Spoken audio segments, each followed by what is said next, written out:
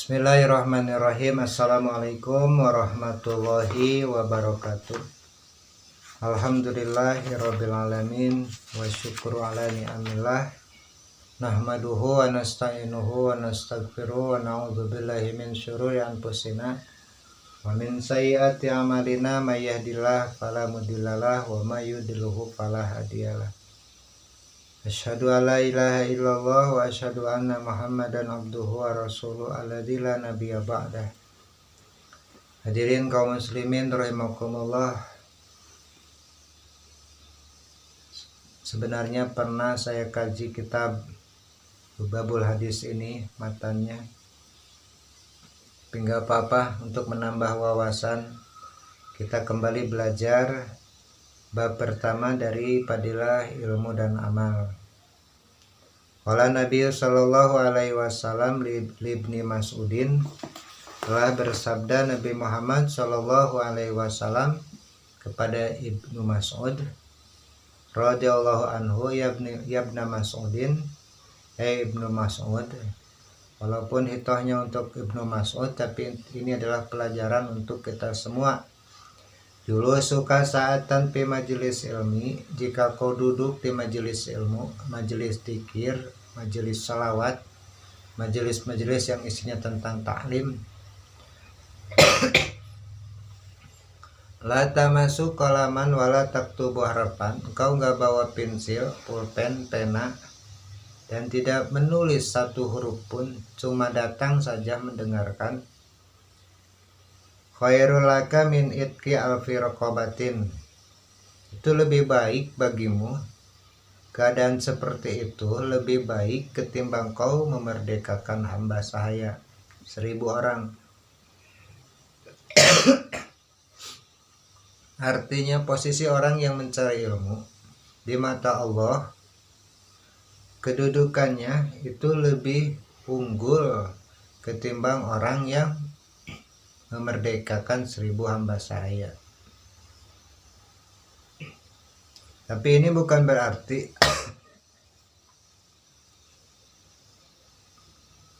bahwa mencari ilmu itu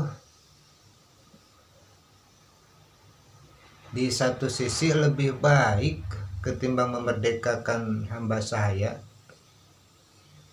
Tentu bagi mereka yang tidak mampu melakukan hal itu.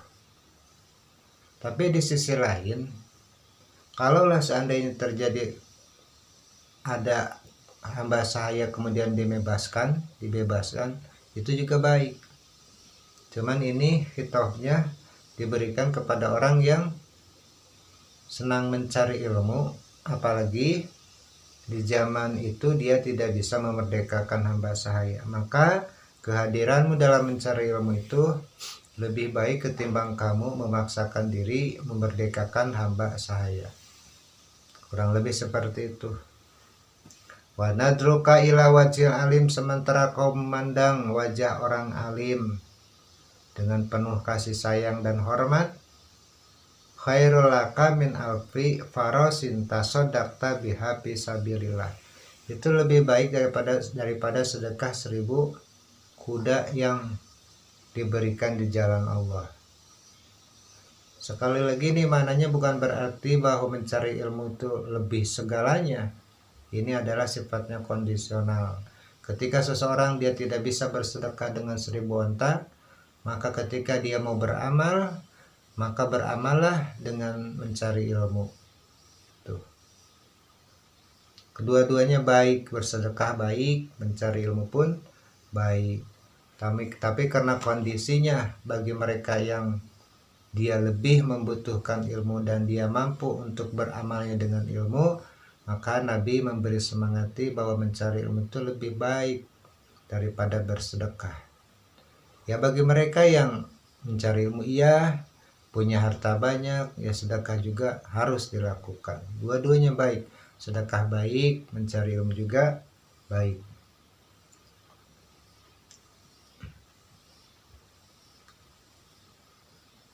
Wassalamuka alal alim, dan kau ucapkan salam kepada orang yang berilmu. Khairul laka, itu lebih baik bagimu min ibadati alfi sanatin, daripada beribadah 1000 tahun. Ini fadilahnya saja. Waqala Nabi sallallahu alaihi wasallam faqihu wahidun mutawarri'un asyaddu ala syaitani min alfi abidin mujtahidin jahilin wari'in. Satu orang saja yang faqih, ya, paham akan agama, kemudian dia waro, terjaga ibadahnya, itu lebih hebat, lebih baik ketimbang orang ahli ibadah yang sungguh-sungguh 1000 orang, ya, 1000 orang ahli ibadah yang sungguh-sungguh tapi tidak faqih terhadap ilmu agama, tapi dia juga waro. Jadi lebih baik orang yang faqih, paham akan ilmu agama. Waqala fadul alimi ala abidi kafadil qamari lailatal badri ala sairil kawakib. Keutamaan orang yang berilmu terhadap orang yang ahli ibadah seperti keutamaannya bulan purnama di atas bintang. Wa qala sallallahu alaihi wasallam man intaqala liyata'allama ilman ghufira lahu qabla ayyatua. Barang siapa yang melangkahkan diri, yang berencana melangkahkan diri pergi mencari ilmu, maka Allah akan memaafkan dosanya sebelum dia berpindah kakinya, sebelum kakinya melangkah, dosanya sudah dimaafkan. Akrimul ulama, muliakanlah olehmu ulama, fa innama indallah, maka sesungguhnya sesungguhnya ulama itu indallah, di sisi Allah, kurama'u mukramuna, orang mulia dan dimuliakan. Wa qala aidan man nadara ila wajil alim, barang siapa yang melihat wajah orang alim nadratan fafariha biha, kemudian dengan pandangan itu dia senang, dia bahagia, khalaqallahu ta'ala, maka Allah menciptakan baginya mintilkan nadrah, dari tiap pandangannya yang disertai rasa bahagia tadi, malakan seorang malaikat yastaghfiru lahu ila yaumil qiyamah, yang malaikat itu tugasnya memintakan ampunan kepada yang bahagia melihat wajah orang alim. Waqala aidan man akrama aliman faqad akramani, barang siapa yang memuliakan orang alim maka dia telah memuliakanku, kata Nabi. Wa man akramani faqad akramallah, barang siapa memuliakan aku, kata Nabi, maka dia telah memuliakan Allah. Wa man akramallaha, maka barang siapa yang memuliakan Allah, fama'bahul jannah, maka layak baginya untuk menjadi penghuni surga. Wa qala aidan, dan berkata lagi Nabi, naumul alimi, tidurnya orang alim, afdalul, lebih utama, min ibadatil jahili, ketimbang orang yang beribadah, orang bodoh yang beribadah. Bodoh di sini berartinya kurang ilmu dalam ibadahnya. Wa qala Nabi sallallahu alaihi wasallam, man ta'allama baban minal ilmi, barang siapa yang belajar satu bab saja dari ilmu, misalkan belajar wudu, ya malu bihi, kemudian dia mengamalkan ilmunya itu, awalam ya'mal, atau tidak diamalkan ilmunya, karena maka terbukti abdul min ayu sholliya alfa rakaatin tatawuan. Belajar ilmu satu bab itu lebih baik ketimbang seseorang yang sholat 1000 rakaat, sholat sunnah 1000 rakaat. Wa qala Nabi sallallahu alaihi wasallam, man jara aliman fakana majaroni, barang siapa yang mengunjungi orang alim, bertemu dengan orang alim, maka dia seperti bertemu denganku atau berkunjung kepadaku.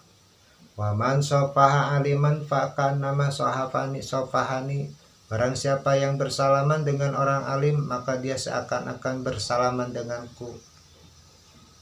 Wa man jalasa aliman, dan barang siapa yang duduk bersama orang alim, faka'anna majalasani, maka dia seperti duduk bersamaku di dunia. Waman jalasani fid dunya, dan barang siapa yang duduk denganku di dunia, ajlastuhu, maka aku bakal bareng duduk bersamanya, yaumal ma'i, bersamaku, yaumal qiyamah, di hari kiamat. Itulah keutamaan beberapa ilmu dan ulama. Begitu mulianya ilmu, begitu mulianya ulama. Antara ilmu dan ulama adalah satu bagian yang tidak terpisahkan. Orang yang cinta ilmu maka dia harus mencintai ulama, dan orang yang mencintai ulama insya Allah dia dapat ilmu. Orang yang memuliakan ulama berarti dia memuliakan agama. Orang yang memuliakan agama berarti dia memuliakan Rasulnya. Orang yang memuliakan Rasulnya berarti dia memuliakan Allah. Dan orang yang memuliakan Allah itu tentu adalah mereka orang yang Allah terpilih, Allah perbaiki, Allah jaga, Allah jadikan kekasihnya. Semoga kita mencintai ilmu, semoga kita mencintai ulama sebagai perwujudan cinta kita kepada Allah dan Rasulnya. Billahi taufiq wal hidayah. Wassalamualaikum warahmatullahi wabarakatuh.